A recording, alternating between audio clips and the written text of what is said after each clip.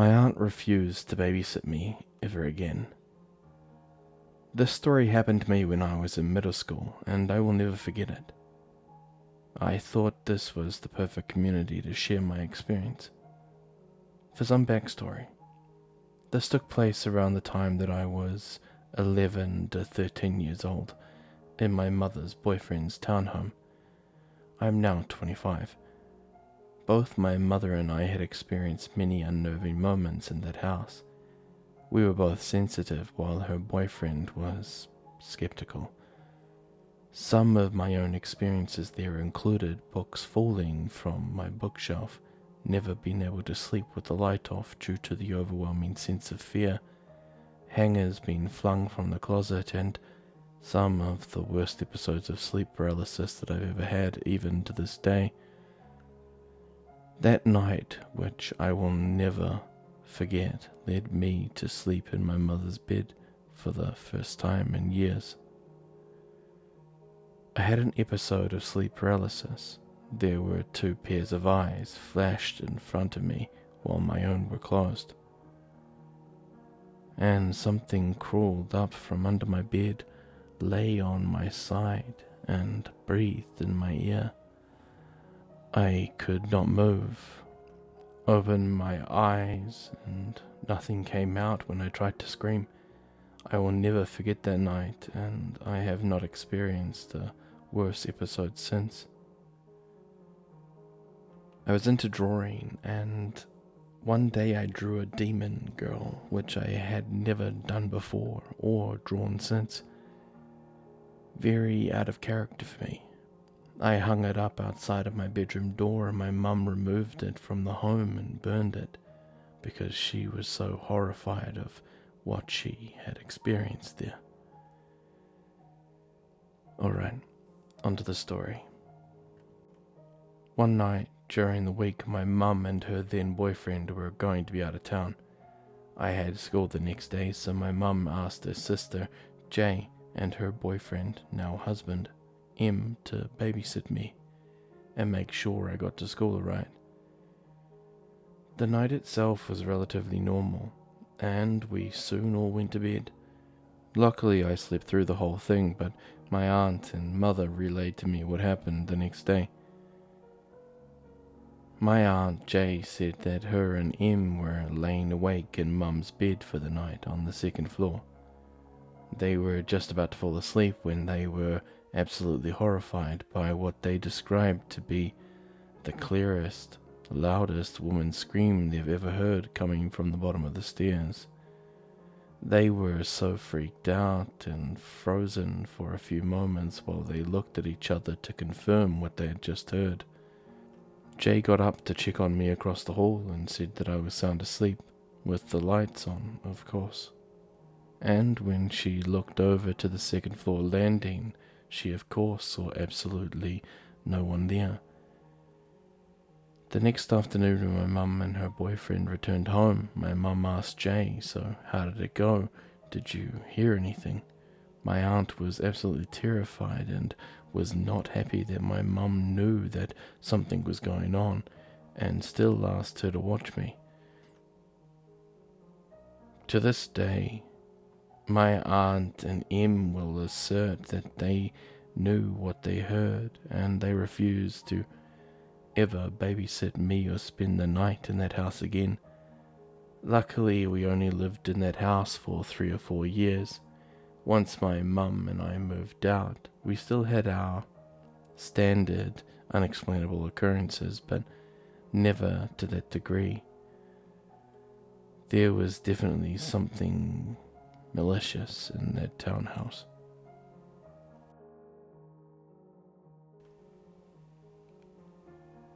I saw my dad after he passed. A little bit of background. This happened more than 5 years ago. But at that time I didn't know that this subreddit existed, so when it finally did show up on my feeds recommended, I thought, as it brought the memory back, that this would be a good place to just sit down and share it. The story starts as any other, I suppose. My dad and I were supposed to be working on my neighbor's house one day, but it came up that he may need to help another one of our friends, but he wasn't too certain of it yet. So I get up early and make my son and I breakfast. While doing so, I'm continuously looking towards my neighbor's driveway, looking for my dad's pickup. I didn't see it for a while. It was well and truly past his normal start time, and just settled in for a lazy day at home with the kiddo. His new wife calls because she hasn't seen him or his dog, but his pickup is still at home. So I've chalked it up to him being at a friend's house, being at the one that he said that he needed to help. And I assumed that because the truck was still at his home, that his friend had picked him and the dog up. However, the longer I sat there, the more things didn't add up. I called that said Fred and asked if my father was around. He said that he thought that I was going to be with him working on the neighbor's house today. I won't share. We do find him, and by the time we do, he's already gone. His dog is laying by his side, shivering but licking him, trying to wake him up. I never got a chance to say goodbye.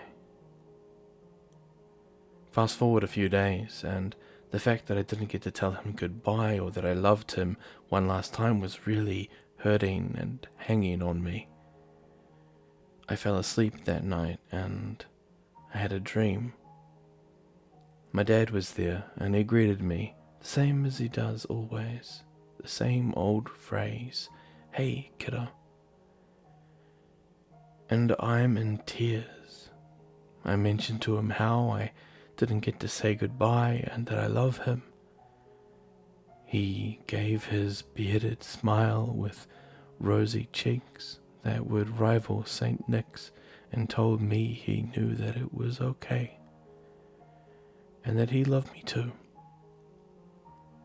I kept trying to talk to him, but I awoke as tears fell down my cheek in real life.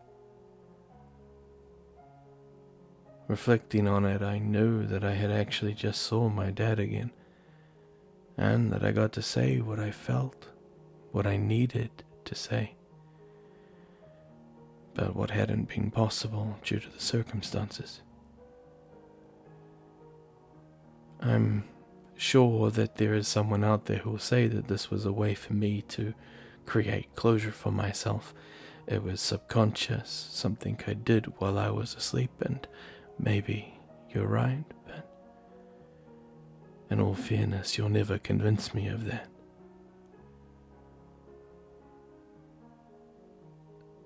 I did get to see him one last time before he left. Anyway, thanks for reading, and have a good day, be safe.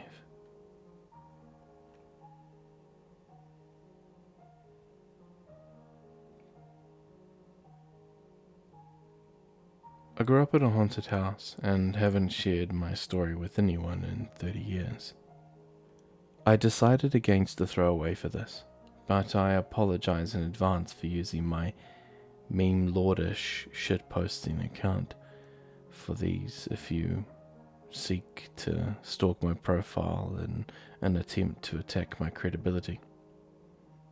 This post ended up being much longer than I thought, so don't say I didn't warn you. I was your typical kid. Growing up in a lower middle class household, we had a decent older house in a suburb and Mum and Dad were always working.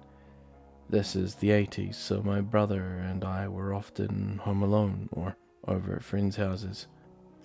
Our parents were negligent in many ways, but this is also sort of how things were back then. I remember knowing something was deeply, deeply wrong with our house as early as I could form memories or sense the world around me. I was afraid of ghosts and monsters under the bed or in the closet like every other kid. You know, things that obviously weren't real. And just some primal monkey brain remnant that kids work through as they get older. There was a distinct difference between these imagined monsters and the very real ones I would encounter over the next few years. My mother's father was still alive when all of this started. He brought me a blue and white fighter jet which I hung from the ceiling in my bedroom above my bed. Sometimes wind would come through the window and turn it a few spins counterclockwise, then it would spin clockwise and come back to rest and be still. I remember observing how it would eventually come to rest, but never spun much. But I like to imagine it screaming through the sky and pew-pew-pewing, etc. Shortly after I installed this thing, I would sometimes wake up in the middle of the night for no reason. I wasn't scared or startled or really awake for any particular reason. I would just stare up at the ceiling, trying to go back to sleep. Every once in a while, the jet would spin and spin and spin, faster and faster, until it was a blur, all in the same direction. The first time this happened, I thought it was weird. By the fifth or sixth time, it became a terrifying event. Other times, it would be spinning at warp speed and suddenly stop abruptly, as if someone had grabbed it and held it in place. I have a memory of running out of my room screaming and crying over this. My grandpa died over the next year. The jet meant more to me than it did before. I cherished this little treasure, but it was terrorizing me, and eventually I had to get rid of it. I was in first grade and walking to and from school with my friends. I had a house key, which wasn't unusual at the time. Downstairs we had a living room with a TV and couch. I remember coming home one of these days to watch cartoons. On my left side there was a slotted section with folding doors that hid clothes and a washer and dryer. They always spooked me for some reason, like there was someone in there just sitting and watching me. I never saw anyone or heard anything, but I could never shake that feeling. I'd often run by them. They were a source of fear for me. But I was already taking my own clothes out and putting them away, so it wasn't alien or unusual. It just very often felt like someone was behind me, just watching me. I think I was actually watching Pinwheel or something similar on TV. Maybe Lamb Chop, I don't know. But I remember sitting there once and the left door folded open abruptly, like someone tied it to a rope and a car outside, and then the car just suddenly took off. These doors weren't on wheels or anything, so this ordeal scared the absolute daylights out of me. I cried to my parents about it. I was being a baby, and it was nothing. Until it wasn't. One day I was sitting there, and it opened and shut like this, over and over, just open, slam, open, slam, open, slam.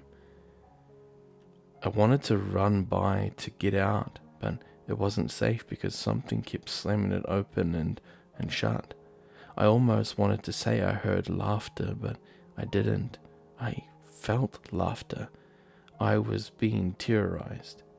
It stopped, and as I ran by, it started up again and scared the absolute crap out of me.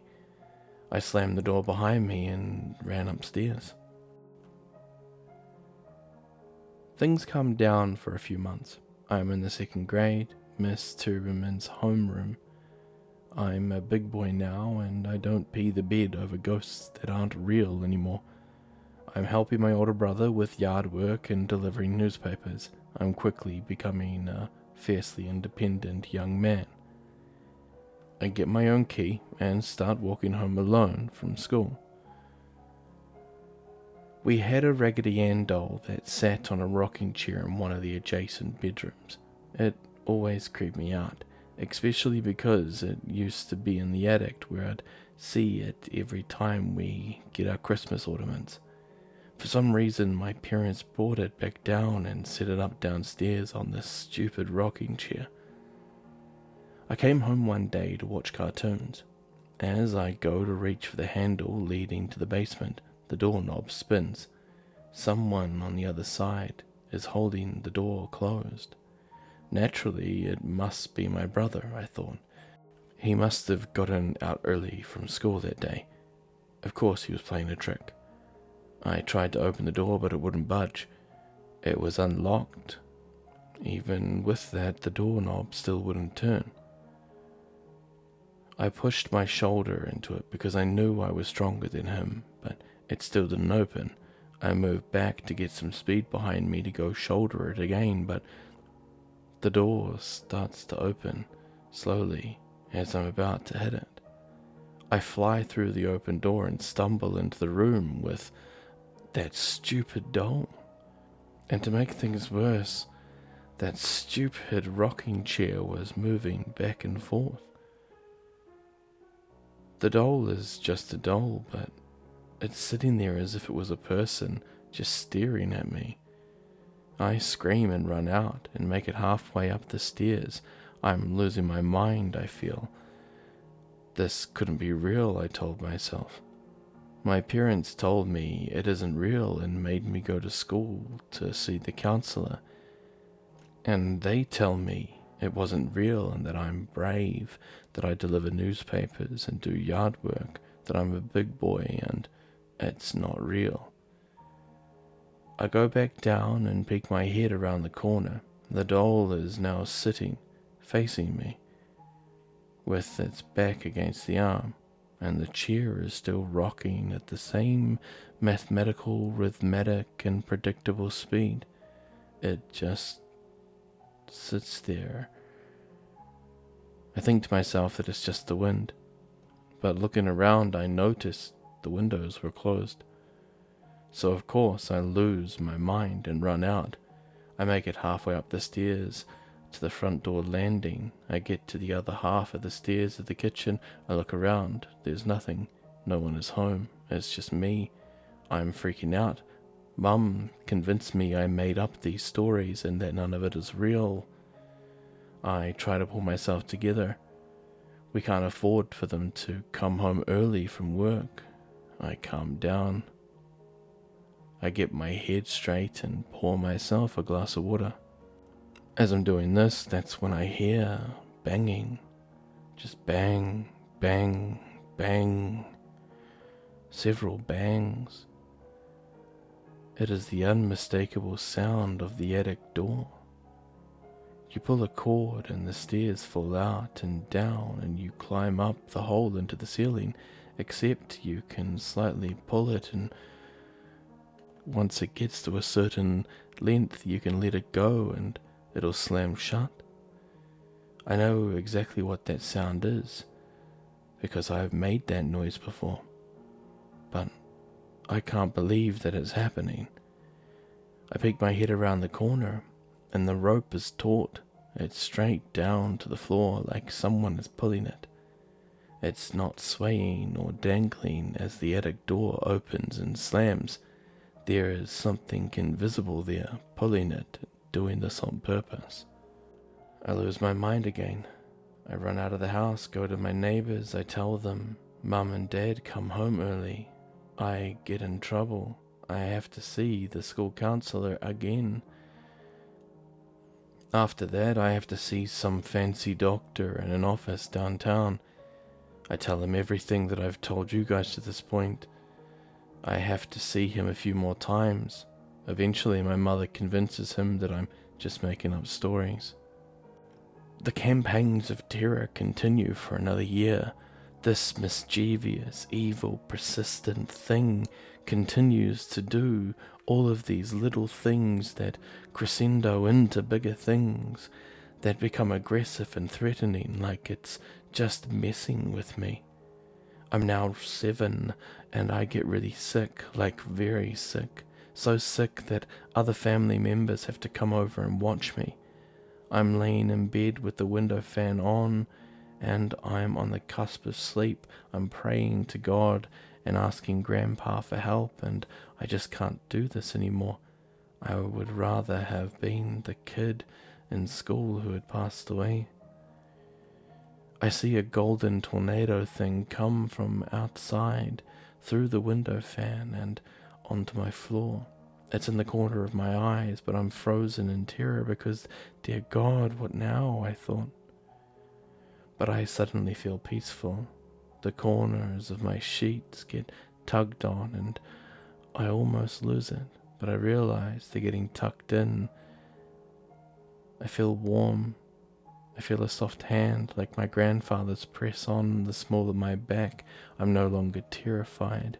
I'm serene, at peace. I crack on, open one eye, and I see it. It is 1 a.m. Everything settles and I'm calm. And not only do I feel better emotionally, but my illness even feels better. A refreshing, rejuvenating breeze comes into the room and it carries me off to sleep. I wake up the next morning. A family member of mine is frying eggs in the house. Is the brightest it's ever been. It's like a Disney movie with animated birds outside singing. The food is fresh. The world is bright and anew. My family members are happy and even my brother is in good spirits. It seems like an entirely different world. We are eating breakfast and I thank the family member for tucking me in so late at night, and she tells me that was strange, that she went to tuck me in at about 8 p.m. But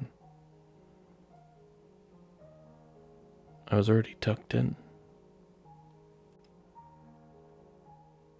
This confuses me for years, and it took a while, but I realized after that night I was never bothered again.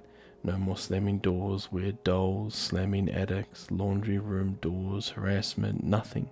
It was all gone, just like it never existed at all.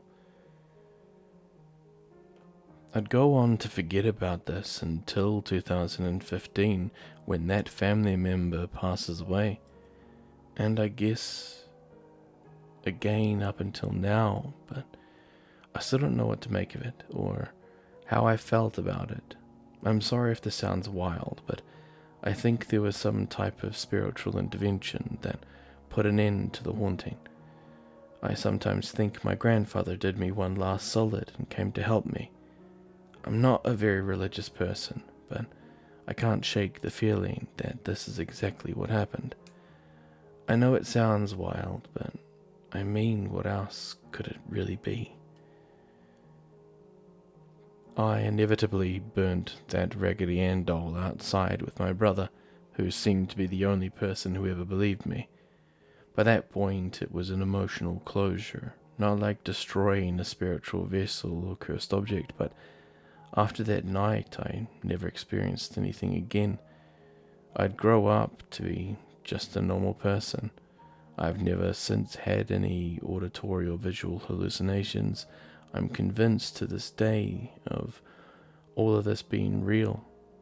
I find it hard to believe that it was all in my head, that I made it up, even though that's what my teachers and parents were telling me to think. I truly think that some type of guardian spirit stepped in and put an end to what it was when I asked for help. I'm not sure there really is any other way to look at it. Anyway, thank you for reading. More importantly, thank you for giving me a safe place to share. I find you can only ever really be gaslit and ostracized over real events so many times until it becomes a sore spot. Anyway, stay safe out there and never be afraid to ask for help, okay? My stay at Hotel Cecile. I just joined this subreddit and it's my first post. I stayed at Hotel Cecile back in 2016. It was known as the Stay Inn Maine by then. We decided to spend Halloween weekend there. It was my ex and her two friends and myself. We got a 2-bed room on one of the higher floors. I don't remember exactly what floor it was. The whole hotel had just been repainted. Nothing seemed to be actually remodeled or redone. I had heard prior to my stay that the staff tried to steer away from their haunted reputation by not talking about it and just ignoring it when people brought it up in the lobby. When I was there, we checked in at around 10 p.m. after a day out in LA. We get to our room and I immediately take out my phone and go onto Wikipedia to read about it. Safe to say I spooked everyone out. Besides all of the death that happened there, I found it crazy that Richard Ramirez would stay there during his killing spree in LA. I won't lie when I say that from the start, the walls felt like they were closing in on us in that room. We just sat on the beds with the TV on for about 2 hours. At around 12 a.m, when everyone else had dozed off, I was the only one awake. I told my ex that I was not going to sleep that night. I heard someone trying to open the door, twisting and turning the knob and kind of pushing against the door. It was loud enough that everyone woke up. I was like, oh shit. I think someone or something is trying to get in. We waited a little longer until it subsided, and then we all crept over and opened the door. And of course, there was no one there. We looked around and we couldn't see anyone in the immediate vicinity. We then see someone down the hall open their door and come out. My ex asked him if he had been near our room messing with our door to scare us, and he's like, what the hell, I just came out of my room. To me it was super trippy, but nothing else happened that night. We all got some rest and then woke up early to leave. I went ahead and got ready to get towards the lobby via the elevator, the same elevator that Eliza Lamb took. My ex and her friends decided to walk down the stairs. Apparently, what would have been a normal 5-minute walk turned into a 30-minute one. When they finally made it to the lobby, they said it felt like the stairs were never ending and that they could not find the elevator. It wasn't until they started to panic that they eventually found it. They never left the floor that we were on because the elevator came down from the same floor to the lobby. It seems that they got stuck in a loop or a time slip maybe. I was like, wow, this is nuts. I remember telling my ex that this is the last time we stay somewhere haunted on Halloween. We normally live in Arizona and have been to some of the ghost towns out here and have never experienced anything like that night and morning.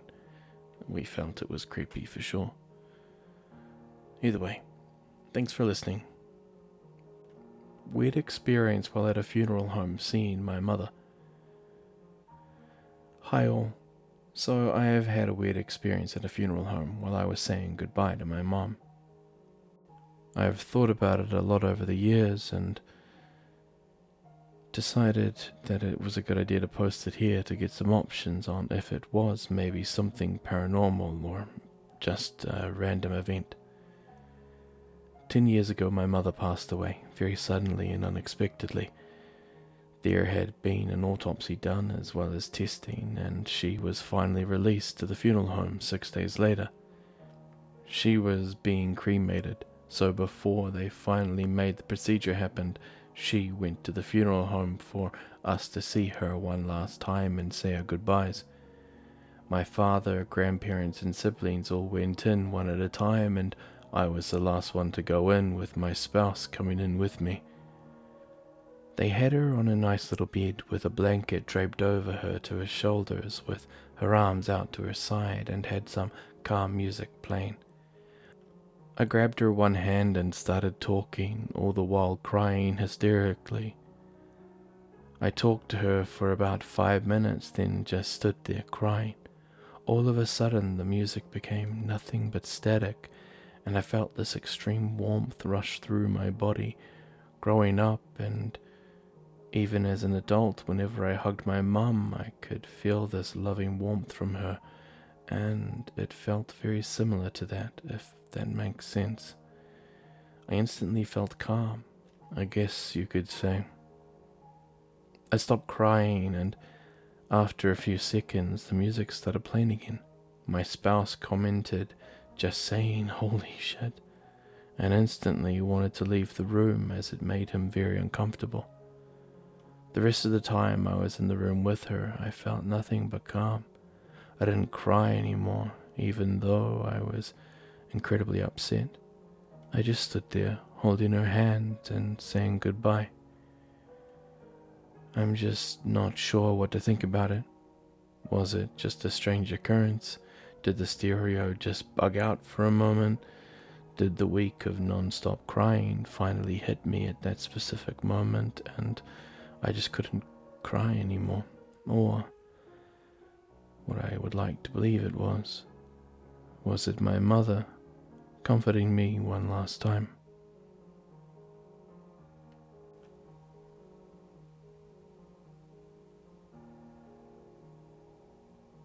Hello everyone, Grimm here. Thank you very much for making it through to the end of this video. I hope you have an amazing night or day wherever you are. Remember to like and subscribe, leave a comment down below, and as always, be safe. And I'm Grimm, and I'm, well, signing off.